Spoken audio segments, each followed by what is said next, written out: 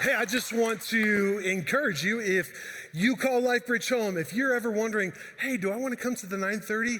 I would encourage you, if you want to, try going to the 8 o'clock. If you can tell we're running out of space in here, I just want you to know that at the 8 o'clock, we do serve free breakfast burritos every week. So I just so lied, like none of that. No, but there's space in the 8 o'clock. So hey, if you want to try that, man, go to that. That's awesome. I wouldn't say go to the 11 because the 11 o'clock looks a lot like this too. So I'm going to have to say the same thing to those people too. Great problem to have if you call LifeBridge home. If you are a guest, you come right here, okay? You get your pick, all right? That's what's going on with us as a church. But let me ask you this. Does anybody have it all figured out? Good job in not raising your hand. Man, I certainly don't. If you do think you have it all figured out, I will go ahead and give you the mic right now. I'll get off the stage and you should be up here, okay? Man, every time I feel like I get to a spot where, I'm starting to get a grasp on things. I think I'm starting to understand this whole life thing. As soon as that happens, something else happens that leaves me saying, what in the world? I certainly don't have an answer for this. Looks like we're back to square one and trying to figure this whole thing out. Now, I'm guessing that you've experienced that too. And maybe because of that, maybe we get frustrated because we assume that if we did have it all figured out in life, well, then that's how we could actually live well and max out life. Man, that's what I want. I want to live well. I want to live life to the fullest. I know you do too, because nobody wakes up and says, you know what, in 2026, I would like to live a boring and meaningless life. Like, nobody says that. If you do, I will give you a hug afterwards. Just come find me. Nobody wants to live a lame life, except that seems to be the reality for a lot of people right now. Maybe that's where you feel like you're at. Man, if God is real, if he really is good, if Jesus really did rise from the dead, then why does he make life confusing at times? Why does it feel like it's lame at certain points? Why does life even feel meaningless? That's a fair question. But maybe the problem is not with God. Maybe the problem is not with life. Maybe the problem is with our perspective, which ironically, perspective also might be our problem with the book that's meant to give us the right perspective on life. Enter Ecclesiastes. Ecclesiastes means one who convenes and speaks at an assembly. This is found in the books of wisdom in the Old Testament. So you got Job, Psalms, Proverbs, Ecclesiastes, and Song of Solomon. Those 5 books are what's known as, in the Bible, the books of wisdom. Solomon is most likely the author of it. That's the consensus among scholars. I agree. Solomon's the author of it, and he's probably a guy that we should listen to. I mean, this dude literally had it all. Like when somebody will say, well, you can't have it all, except for Solomon. He literally did have it all. Crazy wealth. He's one of the wealthiest people in human history. Incredible power. When he was king in Israel, it was the golden age of Israel. The kingdom was never bigger than when it was under Solomon. And what he's most famous for was the amazing wisdom that he had. Incredible wisdom. God actually gives him a gift. Gives him this insane wisdom that nobody else has ever had or ever will have. You can read about that story in 1 Kings. So this guy who literally had it all, it's almost like God said, I'm gonna give one person everything that we think will bring us meaning and happiness and joy. I'm gonna give it to one person so that that one person can say, everything you think will give you meaning and joy in life, it won't. Ecclesiastes, it might be the most misunderstood book in the Bible. It's because it's honest about the world. It's honest, this is probably a nice way to say it. It's honest about the frustrations in life, frustrations in a fallen world. But Ecclesiastes is not doom and gloom. At first glance, it can come across depressing and pessimistic, but that's missing what Solomon is getting at. First, Ecclesiastes is actually a theology of joy. It's what it is. Man, the more I read Ecclesiastes, the more encouraged I get by it, the more joy I pull out of it. And if this is your first time reading this book, you're gonna think what I just said is crazy. But hang with me, all right? Solomon says some form of eat, drink, and enjoy life He says some form of that 7 different times in these 12 chapters. In the Bible, the number 7 represents completion. So you could look at Ecclesiastes as the way to experience complete joy. Eat, drink, enjoy life. Later on in Judaism, after it's written, it became a custom to read Ecclesiastes on the 3rd day of the Feast of Tabernacles. Here's why that's significant. The Feast of Tabernacles is a festival celebrating the harvest. It's a season of rejoicing. So they thought, hey, we're rejoicing, well, we should read Ecclesiastes then too. For them, rejoicing and Ecclesiastes, they went hand in hand. Man, this book is all about how to enjoy the gift of life God has given us to the fullest while living in obedience to God. That's what wise living looks like. And there's no contradiction with that. There's no contradiction between enjoying life to the fullest while obeying God at the same time. Those two things are meant to go together. They're meant to go together like the Denver Broncos and Bo Nix. That's what it's supposed to look like. I'm just seeing if I still have your attention. Also, it addresses some of the biggest questions like, what is the meaning of life? Let's just throw that one right out there. Or, why am I so unhappy? Or does God really care? Or what's with all the suffering in the world? Or is life really worth living? Now, all of us in here have asked one or all of those questions at some point. You might be asking one of them right now. And those questions all get addressed in different ways in what Solomon writes, because at the core, at the heart of Ecclesiastes, it's all about how to live well. The algorithm is not wisdom for you. It's not. Your feelings are not wisdom. Ecclesiastes points to what real wisdom is and how to live well. It gets after the futility of trying to figure out all the riddles and paradoxes in life, because God has not revealed all the answers, so you're never going to have it all figured out. You won't, and that's okay, because you can still live well. You can live really well. Solomon most likely writes this towards the end of his life, reflecting back. And where we think we can get purpose and meaning and fulfillment and joy and happiness, Solomon is saying, trust me, it's not there. Don't waste your life on meaningless pursuits like I have at certain times. Don't put your confidence in the wrong things. Ecclesiastes really is an epilogue. An epilogue is a section at the end of a book that gives conclusions on the book. It gives reflections on the story you just read. So here's my question. What if you could have reflections to the entire story before the story is over? If you did, then you could apply the lessons learned in the epilogue. You could apply them to the story before the story is over, meaning you could make the story better. That's what Ecclesiastes is trying to give to you. Ecclesiastes acts like an epilogue before the story is over. It's how do you live well? How do you enjoy life, the gift of life that God has given you to the fullest? How do you do that well? And it's all about working backwards. Ecclesiastes is all about living backwards from your epilogue. So here's the way I want to set it up. Knowing that death is inevitable. Like your story has a final chapter.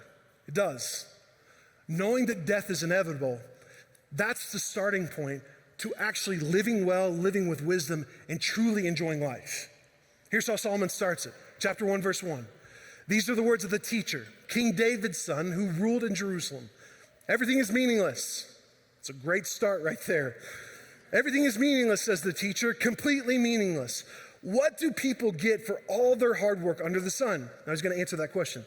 Generations come and generations go, but the earth never changes. So after you die, the world's going to keep spinning. The sun rises and the sun sets, then it hurries around and rises again. The wind blows south and then it turns north. Around and round it goes, blowing in circles. Rivers run into the sea, but the sea is never full. Then the water returns again to the rivers and flows out again to the sea. Everything is wearisome beyond description. No matter how much we see, we're never satisfied. No matter how much we hear, we're not content. History merely repeats itself. As it has been done before, nothing under the sun is truly new. Sometimes people say, hey, here is something new. It's actually old. Nothing is truly new. We don't remember what happened in the past, and future generations No one will remember what we are doing now. That isn't very sugar-coated. And if we want to have the right perspective on life, then we got to be real about things. Let's be real about things. Because the right perspective actually leads to joy. Now, Solomon is pointing out something that's true. Maybe we don't recognize it.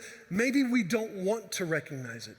What he's pointing out is the world that we live in is not linear.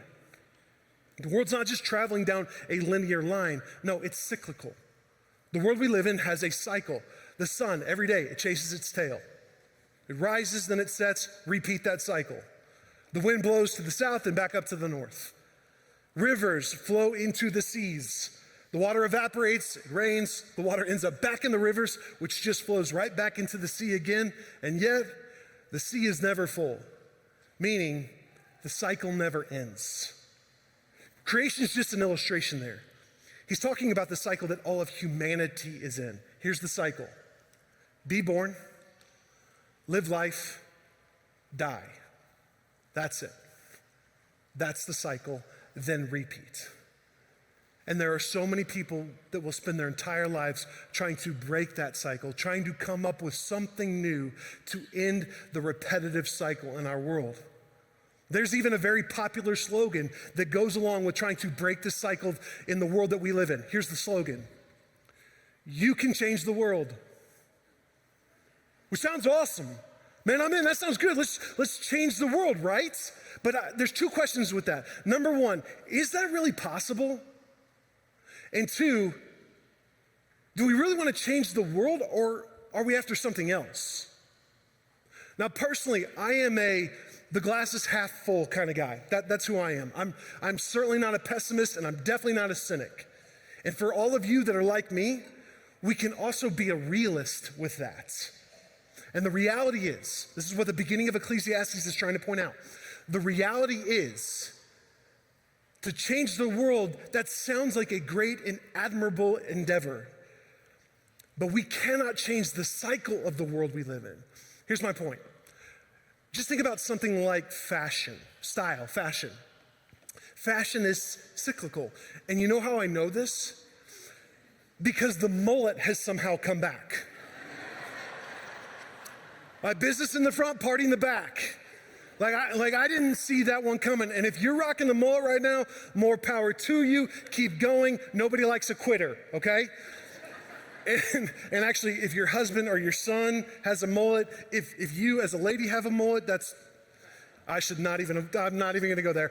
But if you want your son or your husband to get rid of the mullet, and I just encourage them, I'm sorry. But look, it came back. Nobody saw the mullet coming back. Why did it come back? Because fashion is cyclical. Well, what is fashion? It feels weird even just saying that. I feel lame asking that question. Fashion is just human beings wanting to look good. That's all it is. Human beings have always wanted to look good. There's nothing new with it. It's cyclical. Or think about something more serious, like slavery. So William Wilberforce led the effort to abolish the transatlantic slave trade and abolish slavery in the British Empire. His work and leadership actually influenced the abolitionist movement in the United States, which led to the 13th Amendment to our Constitution being passed. The dude helped abolish slavery. That's incredible, worthy change. But slavery is still alive and well today. In fact, it's estimated that there are more slaves in the world today than at any other point in history, including inside the United States, which has abolished slavery. Man, that guy brought on so much worthy change. But the cycle of the world we live in has not changed. Just think about what slavery is. It's evil. That's all it is. It's evil. Evil comes in different forms, but there's nothing new about evil. It's cyclical. Even space. Yeah, man, what about space travel? Artemis 2, it just splashed down. Space travel is new in the scheme of human history. True, but what is space travel? It's exploration, it's adventure. There's nothing new about exploration or adventure. That's cyclical, it's always been around. A new government is still government. Revolution promising a new era, it's the same thing every other revolution has promised before it. Even the newest iPhone Man, it looks new. It's a form of communication. But changing forms of human communication has always been around, and the same thing will be true when the iPhone 37 comes out. Man, we live in a world where we think we can break the cycle that we live in, but we cannot. So here's the point. We're not really looking to change the world. What we're really looking for are ways to escape death. And what ends up happening is you can spend your entire life trying to break out from this cycle of death. To be human means you are finite. To be human means you are not God. That means you are not in control. To be human means your body will not live forever. You are going to die. And what can easily happen, and you can see this all over the culture we live in, you can see this in yourself if you're honest, what can easily happen is we can try to avoid that reality by pretending that it's not there. And pretending comes in all different shapes and sizes. Let me pretend that if I get that promotion, or if my kids become something impressive, well, then I'll have a lasting legacy. Then I'll escape death. Or pretend that if I buy that new house or new car, then I can not feel trapped anymore. Or pretend that if I go on that trip, if I get the new job, that will break monotony and I won't have to experience it anymore. Or pretend that if I end this relationship over here and then start a new relationship with this person that I'm excited about, these feelings that died over there, well, they'll come back to life over here. Or pretend that I can defy the aging process, which means I'll always feel young. Or pretend that I'm never gonna get older, which means I won't have to worry about the consequences to my decisions. Or pretend that if I had more money, then I would be content. Or pretend that if I had all the time I needed, time was on my side, then I could do the things that I want to do and become the person I want to become. Are we just pretending so that we can break this repetitive cycle to be born, to live, and die? Are we pretending because we just don't want to face death? In the Western culture that we live in, we pretend in so many different ways so that we can be distracted from death, or it's an attempt to escape it altogether. But the reality is, we cannot escape it. We all know that's true. Like, even though we live in a culture that pretends it can prolong it or pretends that we can escape it, you can't. And recognizing that, that's the first step towards real freedom and joy. Recognizing that is the first step towards living wisely. But Matt, what about what he said at the very beginning? The whole everything is meaningless. That sounds pretty awful. Verse 2, everything is meaningless, completely meaningless. Some translations say vanity. Everything is vanity. And yeah, I mean, at first glance, sounds pretty hopeless. Sounds like Solomon needs a hug. But that's not what it really means. Let me get a little technical for just a second. The Hebrew word for meaningless or vanity is the Hebrew word havel. It comes up a lot in Ecclesiastes, and it's actually a hard word to translate from Hebrew to English. It literally means breath, vapor, or mist. So I think a better way to translate that word that's more consistent with the way it's used elsewhere, especially in Ecclesiastes, I think a better way to translate that word is fleeting. Everything is fleeting. Something may not last, but that doesn't mean that it's vain or meaningless.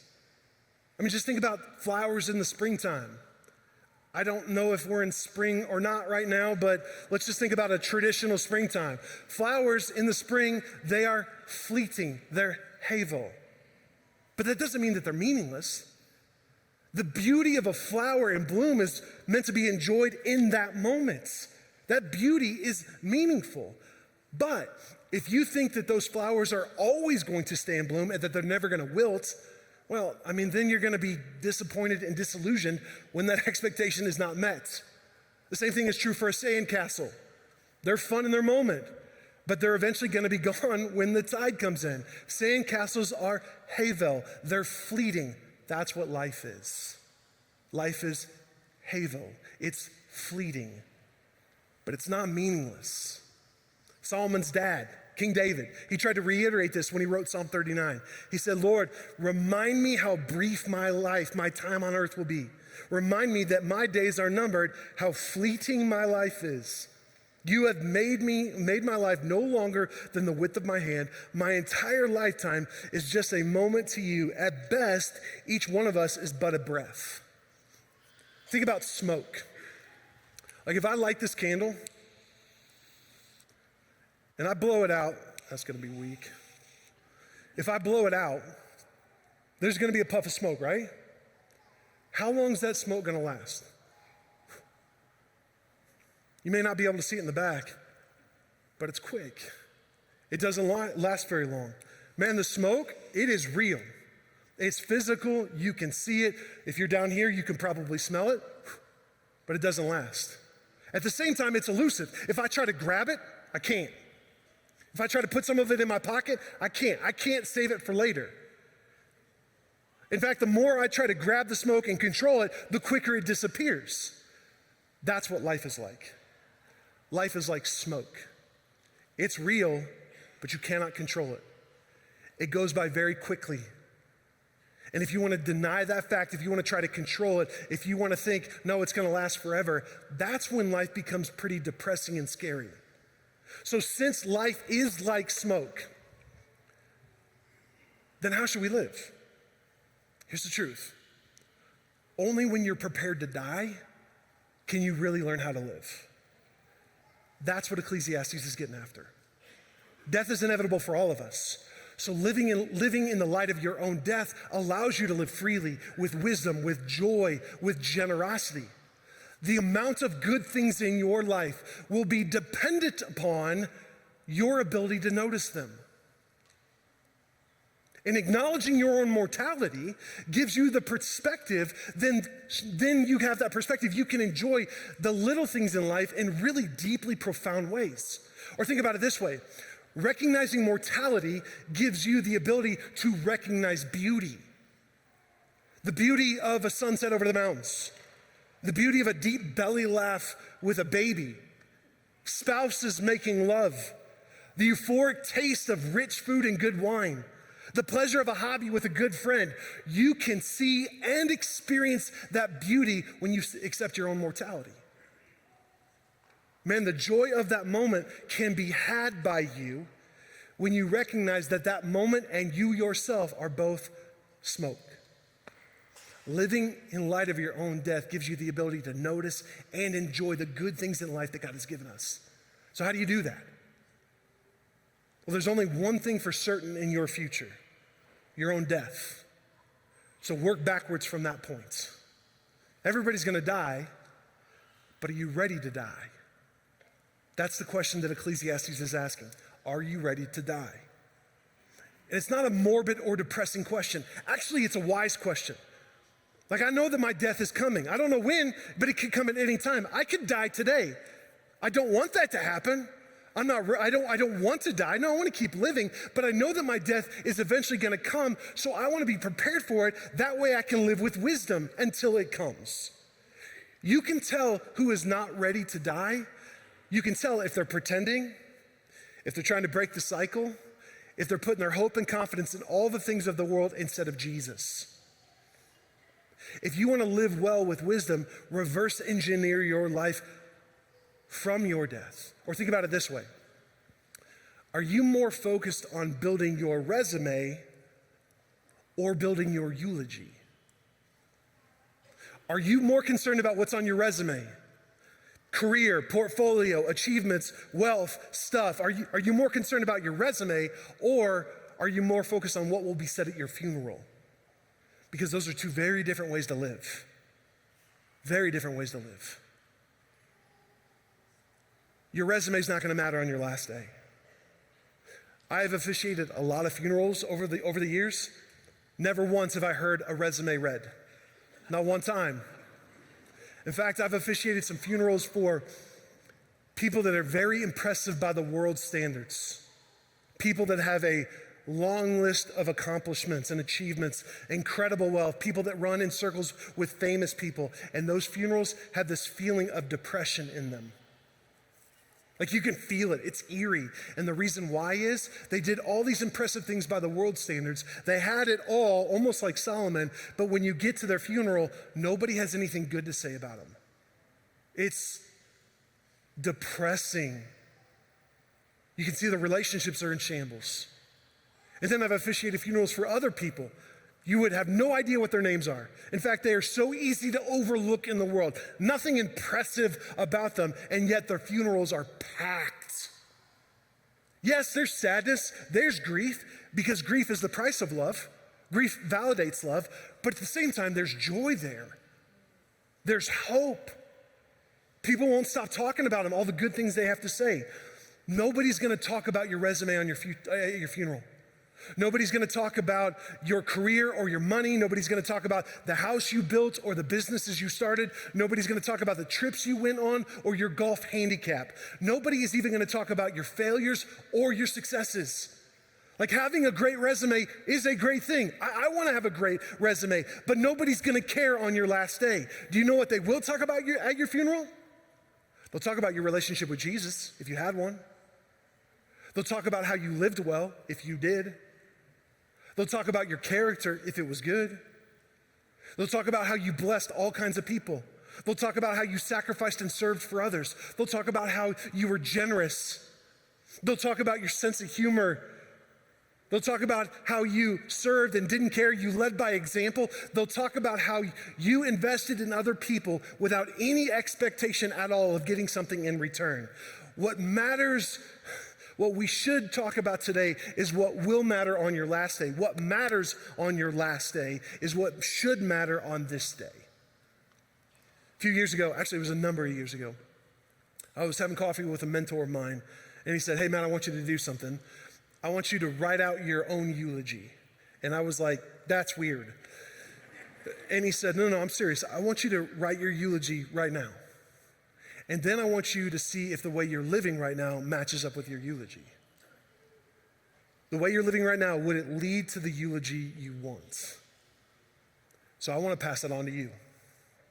I want to encourage you, do this week. It's not weird. It's actually incredibly powerful. Write out your own eulogy. And then see if the way you're living right now matches with what you wrote down. The way you're living right now, would it lead to the eulogy that you want? What do you want said at your funeral?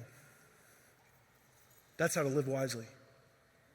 What would Jesus want said at your funeral? What would you want your wife to say? What would you want your husband to say? Your future spouse? What would you want your kids to say at your funeral? Or your grandkids? What do you want your friends to say? Reverse engineer your life from that point so that you live in a way that will match up with that eulogy, and it will be true one day. For me, this has changed over the years. Time keeps refining what I once said, but I want it said that I was famous in my family. I don't care if my name is known anywhere else, but in my family, I was famous. In the Hessel family, I was famous. Not infamous, not notorious, but famous in that group of people for all the right reasons. I want it said that the people who were closest to me were the ones that respected me the most. It's easy to gain respect from people on the outside. You can fake your way to respect. People respect you because of a skill or an experience or a talent that you have or something you've achieved. It's very easy to gain respect on the outside. But the people who are closest to me, they know the good, the bad, and the ugly. I want them to be the ones that say they respect me the most. That's my wife. That's my kids. One day if God gives me grandkids, that's my closest friends. That's my extended family. That's people that I'm in a relationship here. People I work with. I want the people who are closest to me say they respected me the most. I want it said that I loved Kelly fiercely. That I served her, that I honored her, that I lifted her up, that I led her, and that I pointed her to Jesus. I want it said that my kids respect me and are grateful for me. Not because, hey, I'm your dad, you have to respect me, you have to be grateful for me. No. I want it said that I earned my kids' respect and their gratitude. I earned it. I want that said. I want it said that I was a pillar. That when other people were shaky, other people were compromising, other people were falling apart, I want it said that I did not bow the knee. I want it said that I always did the right thing, not the easy thing. And it's so easy and tempting to do the easy thing, and almost always the easy thing is not the right thing. I want to be led by right, not easy. I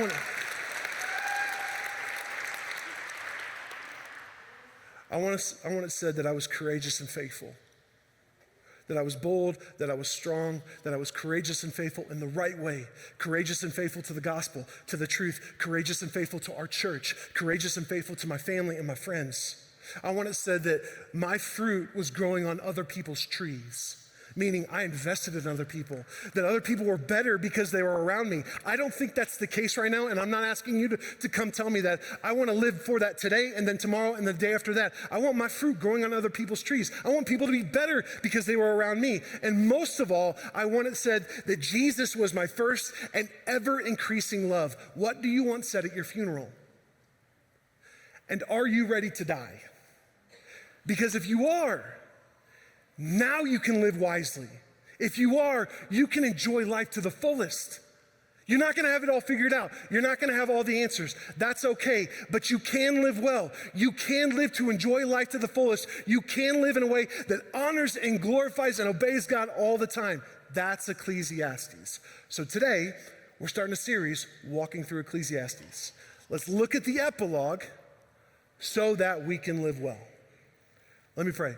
God, thank you for wisdom. Thank you for your word.